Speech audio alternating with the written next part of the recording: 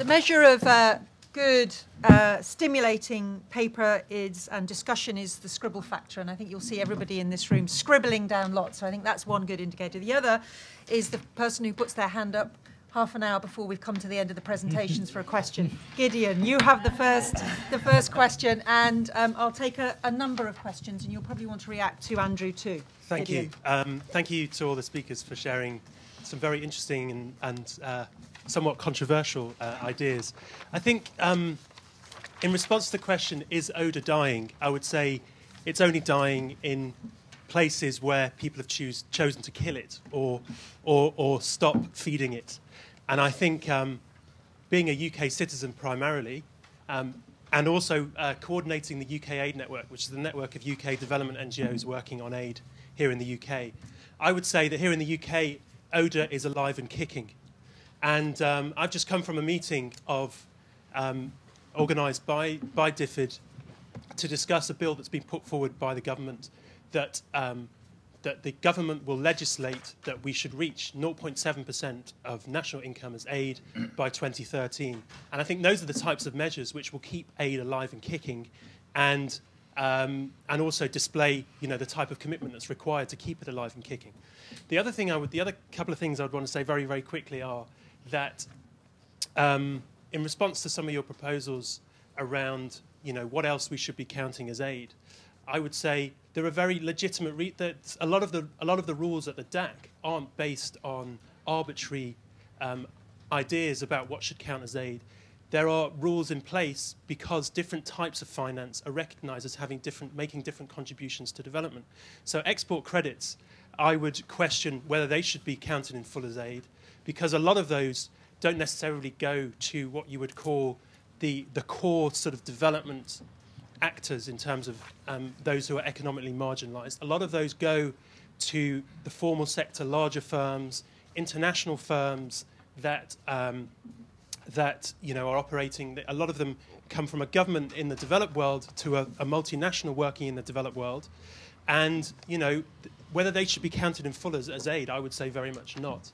And in fact, export credits, because the governments that take the governments of the countries that take them on actually take them on as liabilities, if they fail to deliver on that liability, they take that on as debt. So a third of developing country debt is actually export credits that have been defaulted. And the final point I wanted to make was that, yes, of course, there are lots of problems with ODA definitions. Yes, we believe that the UK, as the UK has shown, refugee costs and student costs shouldn't be counted as aid. So the solution is simply that developed country governments, just decide not to count that. The reason why DAC rules allow governments to count those things as aid is because DAC members have agreed that that's what should be counted as aid. So it's good to hear that there's a strong advocate in France for those types of finance not being counted as aid, and I hope you will communicate that to your government, because I know that currently France delivers about $1 billion of its aid as refugee costs and student costs, and we'd like that to change. Thank you, Gideon. Okay, I have a few other questions. Benicia, we've only got one mic. Wait a minute for the white mic, please, because we've got people on the internet. Could you say who you are before yes, you... Yes, my name is Philip Sigley, Federation of Cocoa Commerce.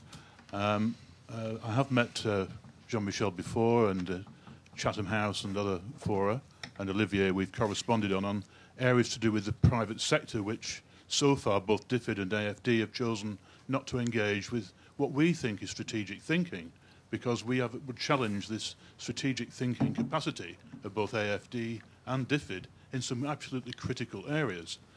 Now, Jean-Michel, you mentioned that you wanted to have the support of the population, the people of the country, in terms of what you wanted to deliver. And yet we have a report from the European Commission about the effectiveness of aid. And rather than looking or juggling with numbers, you've talked about juggling with numbers, it's the effectiveness of using what you've already got. And there seems to be some huge challenges that you are relying far too much on the NGO community to deliver policy, and not enough discussion and dialogue with the private sector. You're patting yourselves on the back for what you've delivered in some of the countries. You need to go into the rural communities where agriculture is key, and you will find some huge gaps where the reporting structures that have been paid for are in place. You can see the impact. The impact can be measured, but you choose not to engage with us in some serious discussion on these issues. Okay, thank you very much. Tony in the front. Benita, right in the front row. I'm Tony Faint. I used to work for DFID for many years. I'm now an independent consultant. I was struck thinking about this question of global public policy finance. I was struck by a moment in Jean-Michel's talk when he referred to a country having health priorities and global health priorities as defined by somebody, in this case the Global Fund, arguably in some cases being different. And I thought that that raised quite an interesting issue about what actually global public policy is and who determines that and what you do about the tensions between development on the one hand and the country-driven model that we're following and global policy on the other. And I would be quite interested in hearing a few further observations about that. Okay, very good. There was a woman behind Tony in that line. Yeah, that's it. Good evening, Sarah Dunn from DFID. I wanted to ask a little bit about incentives for changing the definition now, actually. I was interested to hear that you thought that changing the definition would make the target of it more difficult to reach the target, but that we should do that because it would be better, and we should aspire to that. I suppose another perspective might be that you change the definition to include more of what you're doing already, so that actually you're stretching yourself less. Okay, very good. I have two more over here, and then I have one that's come through over the web. Right down at the front, Bonita, sorry, you're having to walk all over. And then I'm going to close it and give a chance for reaction. Jeff Beacon, the Pollution Tax Association. We're a small club that tax our own pollution and give to charity, often in the same direction that DFID gives them without their channels of communication. They can't hear. Could you speak right into the... Jeff Beacon, the Pollution Tax Association. We tax ourselves on our pollution, and we make charitable donations often in the same direction that DFID do it. And I'm affected by one particular guy that came to the York International Association, Pastor George from Ghana, who was totally sceptical of all aid that involved government, and he wasn't that hot on NGOs either. And I've also, he said hardly any of it gets through. I've also heard of a scheme in Namibia where people are just given money. And we, obviously from the Pollution Tax Association, we would be happy for this to involve what you're calling global public goods, but they're given something like $7 a month, I believe, which is about €100 a year. So your 6.5 billion euros would do 650 million people. Oh, okay. Wouldn't that be a better route? Great, thanks. And then behind Elizabeth there. Hello, Laura Socha, student at the LSE. My question is actually addressed to Andrew Steer. You seem to think that it is the role of individual governments to decide what they report or they don't report. So, for example, you say that the United Kingdom chooses not to report scholarships or the first year of refugee costs.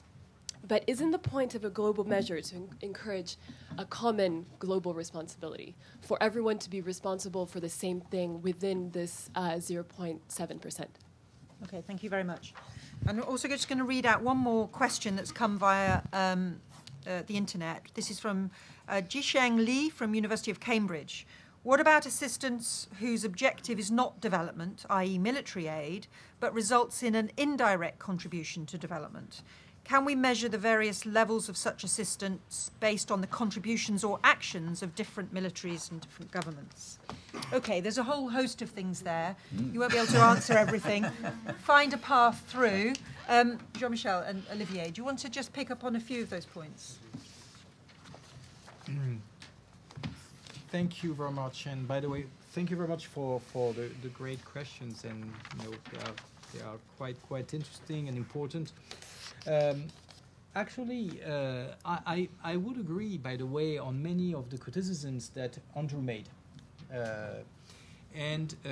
I'm not sure it's the right moment, for instance, now to change the definition, 2009 or 2010.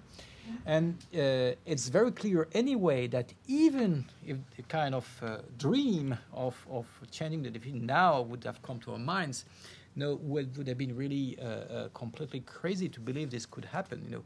Obviously, anyway, opening the issue of measuring the policy would kind of opening the Pandora box, through which and in this process many questions would be raised that we don't even are fully aware what they would be now.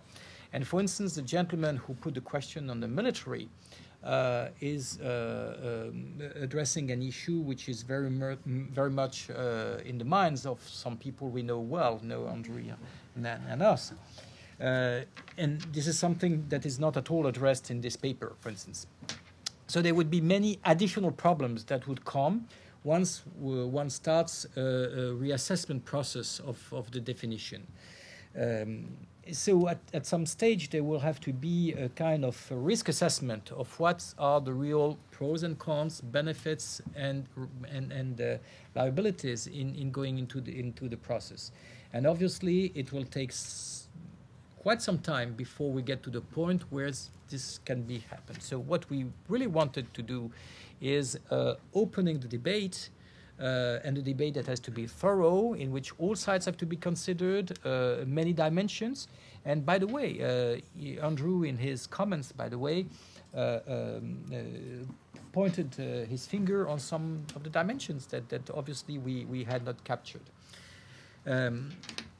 And by the way, we would very much also agree that behind, for instance, the lending dimension, there's a host of issues that have to be addressed in a very rational. So now what is very clear, and what was our clearest objective is to revitalize thinking behind the measurement of the policy, because behind the measurement of the policy you have the credibility and the transparency issues.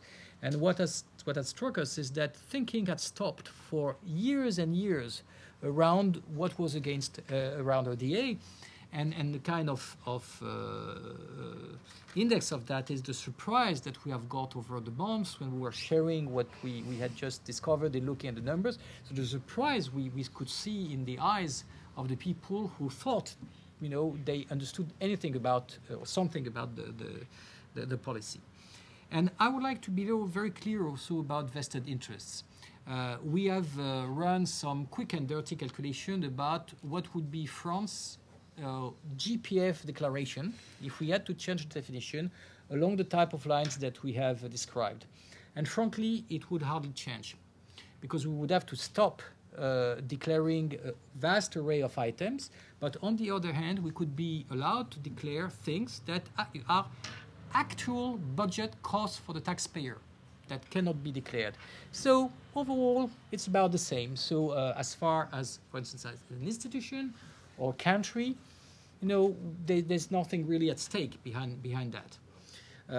So there's no, and I would also, so that is point. Finally, what I would like to also to say is that the problem, and there may have been some overstatement in the paper, and we would agree for Olivier and I from time to time enjoy pushing the envelope a little bit far.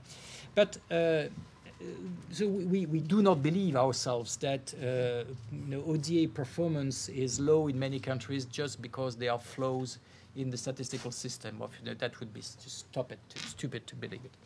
Now, what we are sure of is that many countries are cheating with the declaration, and others are declaring, very legally, things that are just not acceptable, but that are just allowed by the declaration. And it's fine to say, sorry to say so, maybe in a candid way, you should stop, or country X should stop declaring that because it makes no sense, practical sense. But governments are governments. They want to shine, and if they are, maybe they don't want to cheat for most of them. But if they are allowed to declare something that makes no sense, what most of them would not just just refuse to declare that. So at some stage, standards must be clarified. It's not just goodwill. All the importance about, if you want to say good things about ODA, something which is very important, by the way, it is that it has set a standard. You have really clear guidelines, and you know what you may do and what you may not do. So it's important to keep that. It's not just something, and I would feel it as a danger if country X or country Y would do something and the other wouldn't do the same thing because they would consider the standards are wise or unwise. And let me put very clear, it's very generous of Great Britain to some extent not to declare things that it is allowed to declare. But to some extent it's wrong because it contributes to the confusion. You cannot compare the British ODA declaration to the German one, to the US one, to the French one, because and then it's based on this confusion, vagueness, and to some extent opaqueness, because nobody really says why he's declaring that and other. It's based on all this vagueness that you say, no, you should do 0.7%, but 0.7 the GDP of what? And this is where, to some extent, the credibility of the policy starts to be undermined. And that, once more, it wouldn't be very important if we weren't to set higher standards. We are part of a community, and a professional and the political community, Olivier and I, who believes that we will have to spend much more money on international solidarity in the coming years, not less. And hence, we are extremely, we find extremely important that we are very candid about what is under our declaration. Now,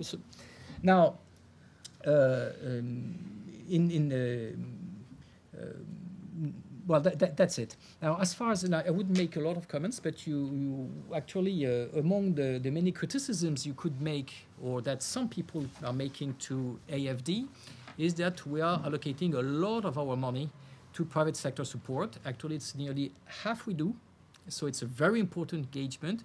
And I would, and it's part of the criticisms that we may hear from time to time. By the way, it's one of the reasons we are sensitive to the problems of this involvement or engagement between private sector and public sector, obviously. So we would be very happy to provide you better information and to discuss more this type of issue if you wish. But this being said, once more, I do think that Andrew's criticisms are by far very correct, and I would especially agree that we have to go into a very precise detail of what all this means, and a lot of analytical work and policy work has to take place now, and we would be probably the happiest if only this paper had provided a new incentive or a new impetus to in-depth policy work about the concepts and the methodologies. Okay, very good. Thank you. Andrew, do you have any reflections on some of those points? Well, that's very good questions, but we don't have time to deal with them all. First, I mean, I actually think that Jean-Michel and we are in very much the same place. It is this notion of a Pandora's box being opened that is of particular concern to us. And Gideon, your point about the 0.7 and the willingness of this country to put that into law is something I think we should be profoundly proud of. Why? Because it's what the Paris and Accra agenda were all about: predictability. We are in this in a serious way. That's why we're doing it. And I'm personally, I take no credit, but very, very proud of the fact that we're going to do that. And it will enable us so that countries can count on us. And that's right. Now, Would it be nice to change the definition? Yes, certainly.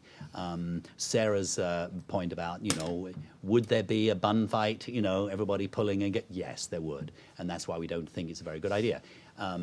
2 years ago, there was a reopening around the grounds of possibly the kind of our friend from Cambridge was asking about, exactly how much of sort of military-linked aid could be counted, and it was decided no. It's just this is not helpful at the time. It is this Pandora's box issue. So I think we're actually, the sort of long-term direction of travel, I think we'd be in exactly the same place as you.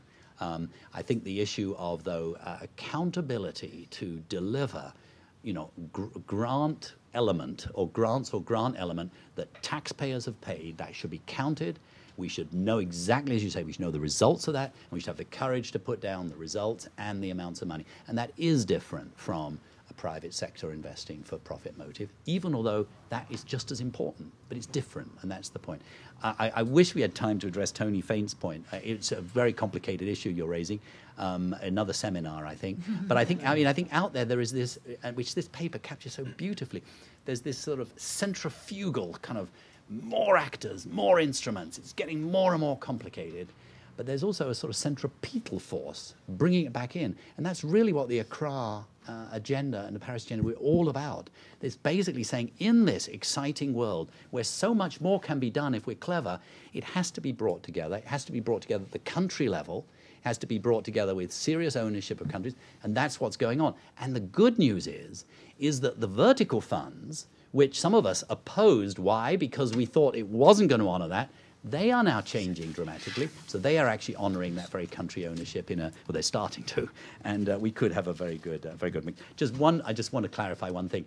It's not that we don't count scholarships; it's we don't finance them in DFID. We don't use our money to pay for scholarships. Not because we don't think scholarships are good, but we don't think it's the best use of our money to reduce world poverty. So I just wanted to clarify that. Thanks very much. Very much indeed. Well, I think this has been terrific, and I think. Maybe, the conclusion might be that ODA as a measurement is not dead. It may be feeling a bit sick. We may need to give it a bit of life support for the intervening period. But certainly a robust conversation about the future of development financing is in all of our interests. And it seems to me that we had a really good start to that conversation today. Thank you very much indeed, Jean-Michel, Olivier, Andrew. Very stimulating. Thank you all very much for coming. Thank you.